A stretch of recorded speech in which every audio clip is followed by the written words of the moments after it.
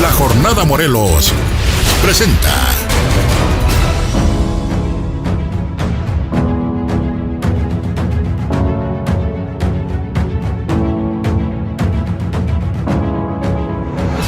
los personajes como son, las dos caras de la moneda, con Galia Tonela.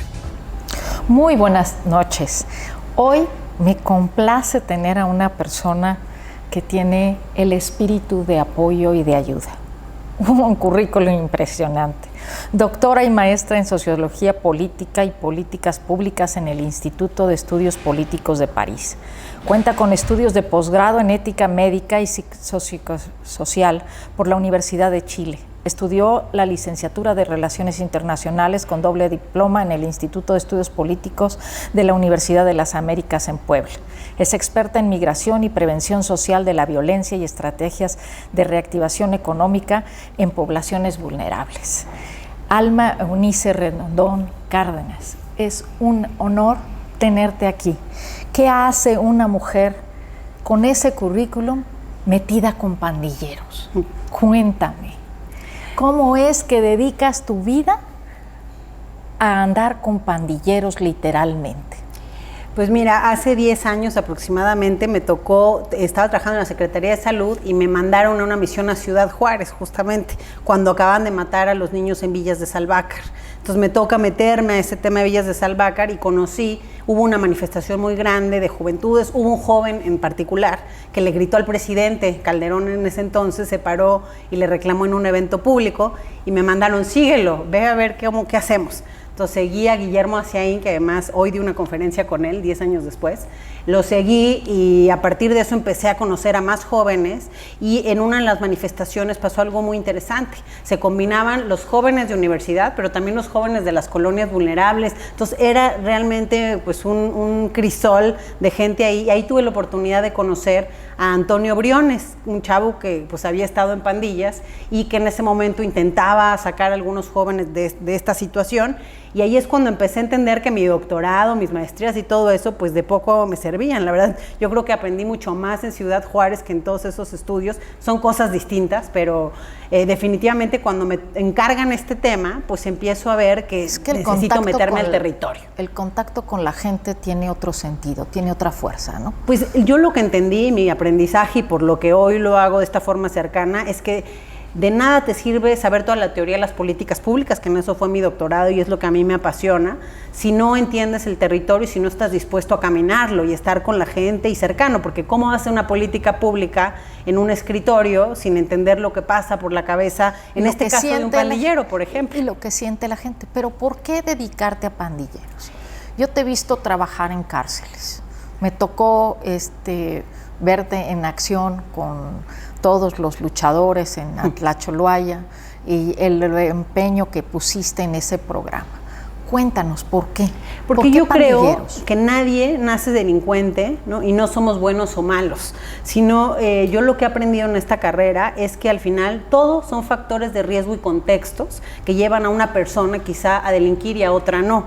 Efectivamente hay otras cosas, a veces hay temas también psicoemocionales, hay temas también psicológicos que pueden influir, pero definitivamente yo creo que todas las personas, al final hay gente que la ha tenido más complicada. Yo, conociendo las historias de vida de muchos de estos pandilleros o jóvenes en conflicto con la ley o los que están privados de la libertad, entendiendo sus factores de riesgo, pues es gente que les pasó de todo muchas veces. Muchos de ellos tienen paternidades tóxicas, muchos tuvieron acceso pues a alcohol y otras drogas desde muy pequeños, tuvieron ciertas problemáticas y cierta exposición a factores de riesgo en sus colonias que finalmente terminaron involucrados en delito. Entonces, para mí el gran enemigo, ¿no? Y el tema que desde la seguridad debería ser la prioridad desde mi perspectiva, son esos factores de riesgo. Al final, ¿cómo hacemos para que cada vez haya menos factores de riesgo en las comunidades? Y menos, ahora sí que el crimen, creo que mucho echado mano de esos factores y de esa vulnerabilidad social. Pues es que no somos lo que somos, sino lo que aprendemos a hacer, ¿no? Pues y efectivamente, además imagínate un niño, digo, una historia, por ejemplo, que es real, ¿no? De Juanito.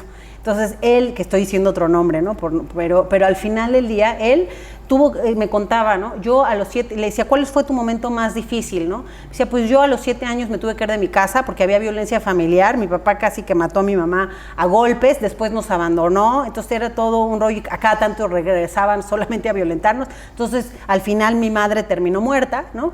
Y terminé por irme a mi casa a los 7 años. A los 7 años yo me acuerdo que mi momento más difícil era buscar comida en la basura para mí, para mi hermanita, y después pues poco a poco en la calle fui juntándome con otras personas que estaban también en esa situación, y finalmente terminé robando una casa y me metieron en la cárcel, ¿no? Entonces, creo que no es por justificar, porque no quiero que se malinterprete, pero sí creo que hay que tener empatía, hay que ponerse en los zapatos del otro y a partir de eso entonces hacer políticas públicas que sirvan. ¿Qué le tuvo que haber pasado a Juanito para que no llegara a la cárcel? Bueno, pues que a lo mejor hubiera habido en su colonia un centro comunitario que pudiera atenderlo. Atender a su madre, ¿no? A su madre, a su madre y a él y a la familia, ¿no? Porque al final el problema somos todos, ¿no? Yo creo que la cárcel también es un reflejo de la sociedad misma, ¿no? Sí, o sea, estoy totalmente de acuerdo. Como es tu cárcel, es tu estado o es tu sociedad o es tu país, ¿no? Y creo que también se ha malinterpretado el tema del castigo, el tema de la cárcel en general y de los buenos y malos, que eso es finalmente lo que creo que hay que entender. No somos buenos o malos, son factores de riesgo y contextos, y al final del día creo que pues con una cosa hasta medio añeja, ¿no? Parece que la gente una vez metida a la cárcel desaparece o no sé cuál es la perspectiva, o creemos que pues sí, que se pudra, ¿no? Se oye mucho ese dicho, pero al final del día la gente pues sí termina pudriéndose, pero eso pudre a la sociedad también, porque finalmente el que esté en la cárcel, el castigo no reinserta a nadie. Si tú logras dotar a las personas de herramientas, habilidades para la vida, o sea, que salga un mejor ser humano del que entró a la cárcel, entonces sí vamos a reducir el delito. Hoy en México, 6 de cada 10 pues salen y vuelven a delinquir, porque tú durante su tiempo en prisión no le diste las habilidades y las herramientas necesarias para que el día de mañana salga, y muchos no tienen ni siquiera habilidades emocionales para poder... Me acuerdo de un proyecto que tuve de teatro con uno de los Panchitos en la cárcel de la Ciudad de México, y él le preguntábamos cuando acaba la obra de teatro, porque fue un proyecto productivo, llevamos la gente a que pagara su boleto y que fuera a la cárcel a ver la obra de teatro, y al final había un intercambio con los presos, y él se me quedó muy grabado que le preguntaron, bueno, ¿y para ti qué fue esto del teatro? ¿Qué cambió? Y él dijo, yo estuve mucho tiempo en castigo, ¿no? De eso, como era el mal, yo siempre fui el ladilla, dijo, el ladilla y el mal portado desde chiquito, yo era el que nadie quería. Y aquí estuve pues mucho tiempo en este confinamiento de castigo, y entonces me pusieron de condición meterme esto del teatro para salir ya del castigo, y pues por eso me metí, la verdad. Pero el teatro ha sido lo mejor que me ha pasado en mi vida. Él tiene una sentencia de 50 años, y dice, él es lo mejor que me ha pasado, porque por primera vez, dijo algo muy sencillo pero muy importante, dijo, por primera vez sé cómo caerle bien a la gente.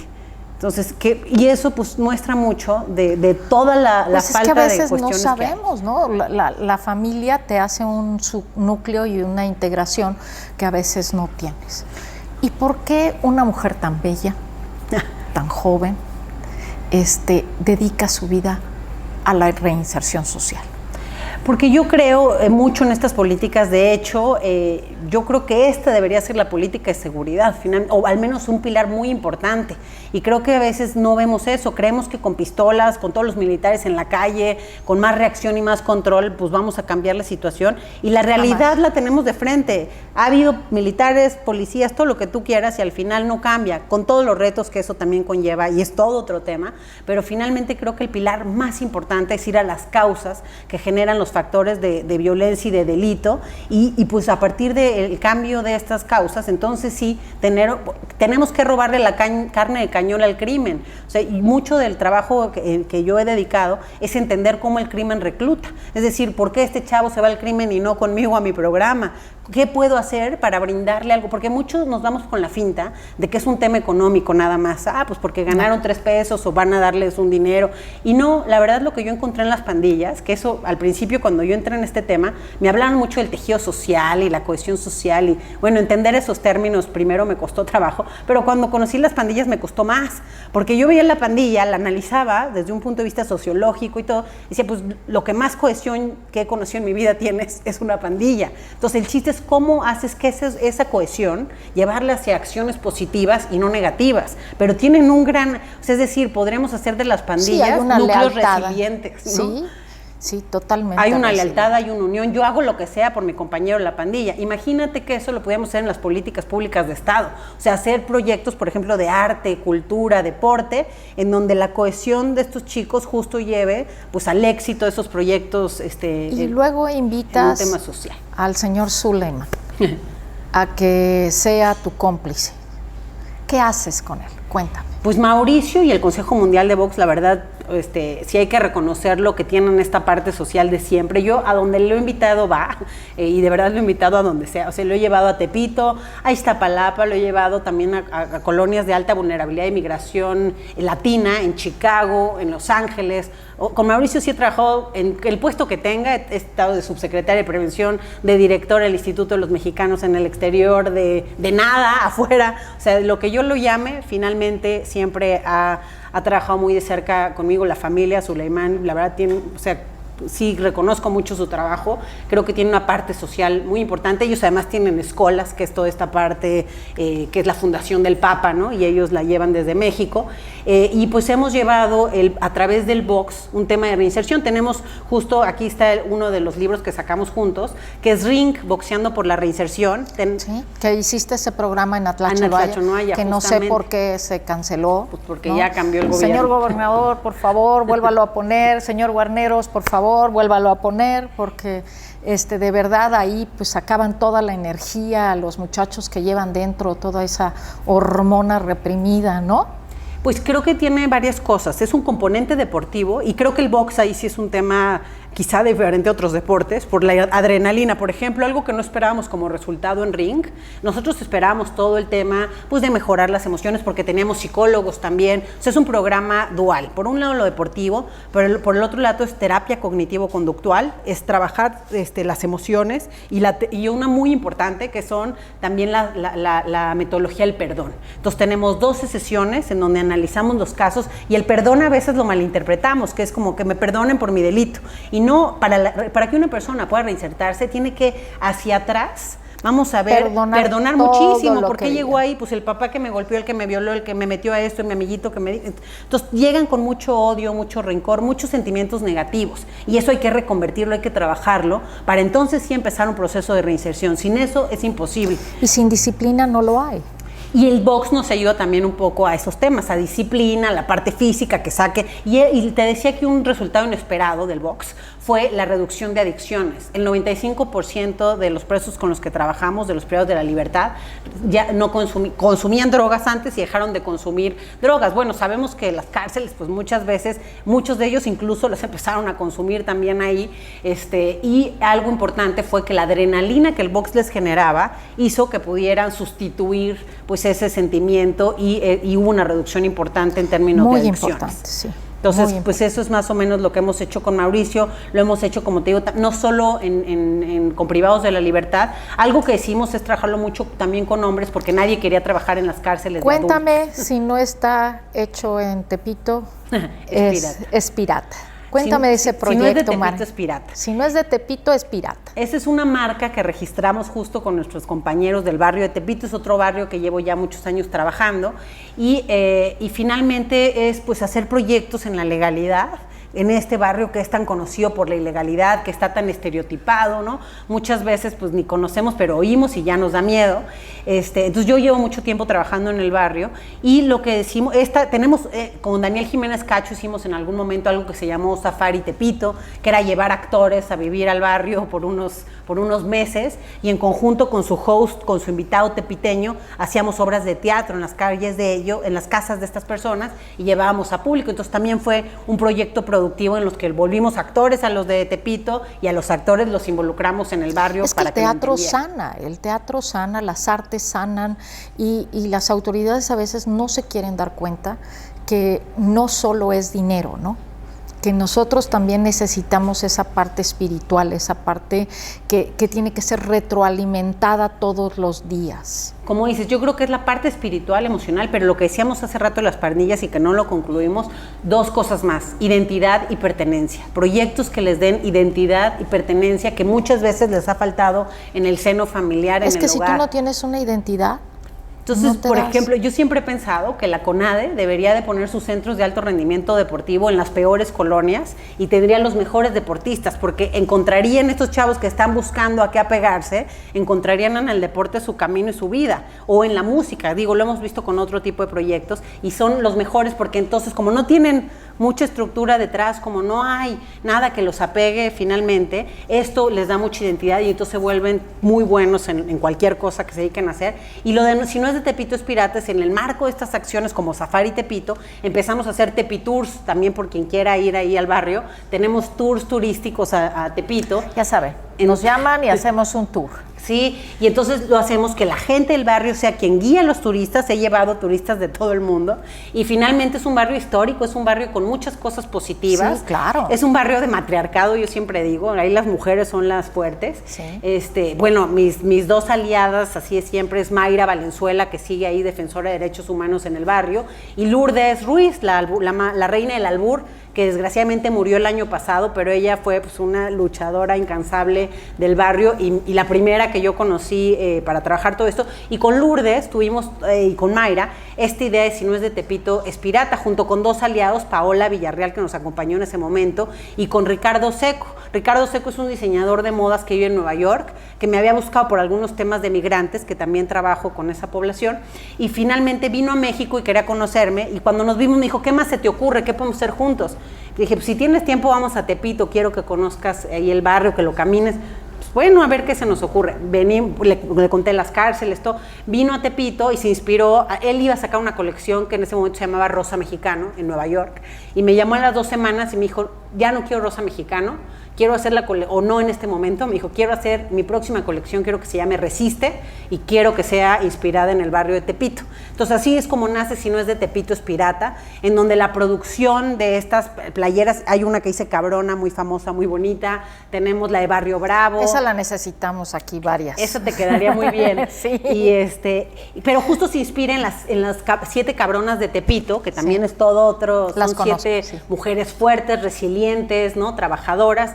Pues es la otra cara del barrio, que eso creo que es lo importante, tener empatía, no tener estigmas y entender que todo tiene varias caras, ¿no? No es una sola cara. A veces vemos una que no nos gusta, pero detrás, y si le rascamos, hay otras bastante interesantes. Y Si no es de Tepito es Pirata, justo es la marca de esta ropa para que toda la producción se haga con los chavos de Tepito, con jóvenes en conflicto con la ley que salen. Es un barrio que desgraciadamente es de los, si los mapeamos, digamos, de los más expulsores de gente en prisión en la Ciudad de México. Entonces la idea es cómo dar una segunda oportunidad, ¿no? Y a una gente que probablemente no tuvo tampoco una primera oportunidad real. Entonces, de eso se trata. Ese es el problema, que la gente piensa que es una segunda oportunidad y realmente es la primera, ¿no? Le dan la primera por ver la diferencia, por hacer la diferencia en la vida. Entonces, es muy importante, yo te felicito por hacerlo, este trabajo tan maravilloso en la reinserción. Tú sabes que yo tengo ataduras muy especiales con la cárcel y siempre estamos apoyando y creando programas para reinsertar a la gente, ¿no? Y que encuentre un trabajo después de salir de la cárcel. Aquí en esta casa pues hay mucha gente que salió de Atlacholoaya y hoy tienen un trabajo digno, ¿no? Y nos encargamos de buscarles un trabajo que sea de acuerdo a las aptitudes que hicieron y están haciendo talleres. Pero dime, ¿no has olvidado a la mujer por este proyecto? ¿Eunice no ha olvidado a Eunice la mujer por este proyecto? Pues se combinan, creo, de muchas formas, ¿no? El proyecto, porque parte también, creo, de mi vida personal, pues está muy, pues tú misma lo sabes, no lo puedes separar tampoco tanto. Entonces, es decir, a mí me motiva muchísimo y creo que eso es parte por lo que también me dedico a esto, pues ver que sí puedes cambiarle la vida a alguien. ¿Estás casada? No. ¿No? Entonces sí le das demasiado tiempo pues a esto. Pues sí, he estado mucho tiempo en esto. Sí. ¿Y qué pasa con la mujer? Pues ahí va, y ahí también ando haciendo mis cosas, pero sí, la verdad dedico la mayoría de mi tiempo a trabajar y estar en estos proyectos, ¿no? Y finalmente, pues sí, tengo mis cosas, mis hobbies, me gusta hacer deporte también, ¿no? ¿Y tú le darías una segunda oportunidad a Eunice, la mujer, de salir un poquito también? Sí, claro. ¿No? Porque a veces nos olvidamos, o sea, metemos tanto en estas luchas que nos olvidamos nosotros a veces de vivir y vivimos la vida a través de otras personas, ¿no? A mi edad está bien, hija, pero no a la tuya, ¿no? A mi edad todavía nos podemos dar ese lujo porque ya retosamos un rato, ¿no? Pero tú... Pues sí, al final digo, mucho de lo que he vivido y que pues la verdad hace que yo haga lo que me dedico y pues que tenga lo que me gusta en términos también profesionales y en la parte personal, pues ha sido también el bagaje. Yo he vivido en muchos lados, ¿no? Al final, a lo largo de mi vida, ¿no? Yo he vivido en Venezuela, he vivido en Chile, he vivido en Francia, he estado en Suiza, en fin, en muchos lados, en diferentes momentos, y eso también es parte de eso. Sí, varias veces. ¿Sí? ¿Y qué pasó? No, pues ya no funcionó, ya, ni modo. ¿Ni modo? ¿Next? Pues sí, pero pues ya no está tan fácil, ¿no? ¿Por qué? Pues no sé, yo no conozco tanta gente, luego está más complicado. Tanto apoyo, tantas redes que haces. ¿Dónde están los hombres guapos y casaderos, por favor? Aquí tenemos un prospecto maravilloso, a que te conozcan también. Pues sí, ya, que me escriban. Dime, ¿qué sigue para UNICE? ¿Cuáles son tus proyectos a seguir? Pues ahora estamos impulsando 2 proyectos básicamente, que es todos los temas de prevención. Trabajo mucho de la mano con muchos estados, ¿no? Estoy haciendo capacitaciones en varios estados, formación de funcionarios públicos a nivel local para temas de prevención. Eso es algo muy importante. Tú no puedes trabajar con los reos o con las PPLs que ahora nos dicen así, ¿no? Y no trabajar con las partes administrativas, porque ellos de alguna manera te siguen viendo como un criminal, te siguen viendo como una escoria. ¿Cómo cambiar esa parte en la parte administrativa? Bueno, creo que pasa por entender y reformar el sistema en general, es decir, han cambiado muchas cosas en el sistema, sobre todo a nivel de las leyes, es decir, se habla hoy de la parte de reinserción y con una visión integral en el papel, pero eso en la parte ya operativa, pues todavía no es así, y creo que el tema, por ejemplo, en el caso de las cárceles, en el tema de los custodios, creo que tiene que pasar por una capacitación. Hoy el programa, digamos, de formación que hay a nivel nacional obligatorio, tiene algunas materias y algunas cuestiones que tienen que cumplir para ser custodio, pero ninguna de esas habla de reinserción, por ejemplo, de una forma mucho más profunda. No, creo que falta mucho, incluso, habilidades de mediación, ¿no? Para poder trabajar también con esta población, de empatía, de derechos humanos, es decir, siempre damos por hecho ese tipo de materias y creo que cada vez es más importante para realmente cumplir con un sistema de reinserción como el que está marcado en la ley. Entonces, yo trabajo con funcionarios no solo, digamos, en el tema penitenciario, sino funcionarios municipales y estatales en temas de prevención y mucho con estos conceptos de cómo hacer cosas sin dinero, ¿no? Mucho del trabajo de prevención, la verdad, pasa por generar confianza, por ver a la gente no como el objeto de la política pública, sino el actor principal, y eso no solo es un discurso, es mucho más difícil hacerlo que imagino decirlo. Que sí, estoy totalmente de acuerdo. Y ese creo que es parte de lo que yo trato de inculcar en las autoridades locales, con experiencias propias reales, ¿no? Contando un poco cuando fui a Tierra Caliente, cómo tuve que llegar y meterme, ¿no? Me tocó trabajar un buen rato en todo lo que es la zona de Apatzingán y aledaño, cómo meterte con la gente y cómo generar confianza. Y esos son procesos, entonces finalmente ayudar a las autoridades a hacer mejor ese trabajo me motiva mucho y es parte de lo que hago.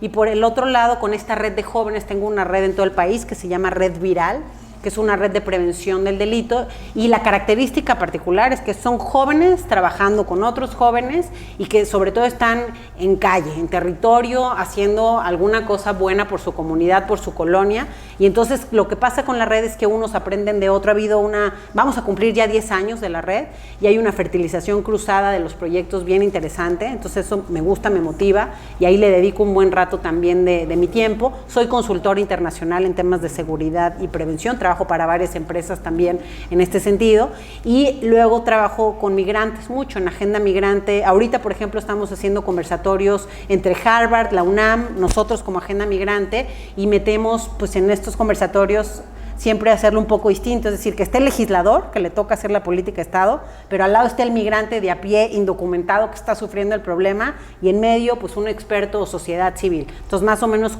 a mí me gusta mucho combinar esos escenarios por lo que mencionaba al principio. Creo que muchas veces está alejado el que diseña la política o el que toma decisiones de la población para la que las está tomando. Entonces, si se los pones de frente y pueden escucharlos, pues qué mejor, ¿no? Sí, la práctica, ¿no? Entonces, esas son las dos cosas que hago ahorita. O sea, bueno, 3, consultoría en general en temas de seguridad, prevención, derechos humanos, migración, participación ciudadana. ¿Qué y sigue? Estas capacitaciones. ¿Qué sigue? ¿Cuál es, si yo te doy ahorita una capacidad de cumplirte un deseo, cuál sería el deseo de Eunice? No, bueno, a mí lo que me motiva mucho es la política pública, y a mí me gustaría en algún momento pues que sea eso posible, digamos, en todo el contexto, sí poder llevar a cabo este tipo de política, una política de Estado de prevención social de la violencia y el delito, con todo lo que esto requiere, ¿no? Que son muchas cosas, pero poder dirigir e implementar estos proyectos a nivel nacional para mí sería mi sueño. Eunice, ha sido un placer tenerte aquí hoy en mi casa, la Jornada Morelos, y queremos que por favor nos hagas partícipes de esos proyectos. Te apoyamos, te ayudamos. Cuando tengas un proyecto, invítanos. La Jornada es un periódico comprometido con la sociedad, y tenemos que dar a conocer el otro lado de la cara de la moneda, ¿no? Siempre hay dos caras en todas las historias, dos versiones, ¿verdad? No solo una. Y la Jornada pues estará siempre a tu disposición para poder llevar a cabo esos programas maravillosos que tengas. No, pues muchas gracias, y sí les vamos a tomar la palabra. Claro que sí. Ya te voy a llevar a que me atiendas a mis niños. Claro que sí, estoy a tus órdenes, y muchas nada gracias. Me gustaría más que apoyarte en todos estos proyectos. Y en estas conexiones que ahora estamos teniendo en esta modalidad COVID, pues con Zoom, ¿no? Logré meterme en las prisiones en Zoom, y al menos en 2 del Estado de México, y pues sí sería muy bueno esta parte psicoemocional, porque además tenemos a los boxeadores, ¿no? Campeones famosos que Mauricio Suleimán nos pone ahí a disposición. Miércoles y viernes entrenan box, pero los lunes es la parte psicoemocional. Entonces ahí también te vamos a invitar. Claro que sí. Estaremos aquí en tu casa, la Jornada Morelos, siempre a tus órdenes para apoyar este tipo de iniciativas. Muchísimas gracias por estar aquí con nosotros. Gracias a ti.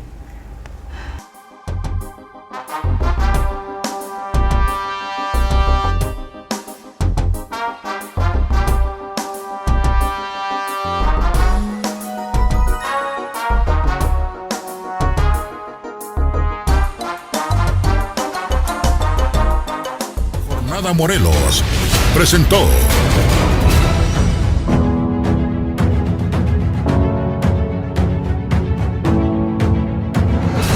los personajes como son, las dos caras de la moneda, con Galia Tonela.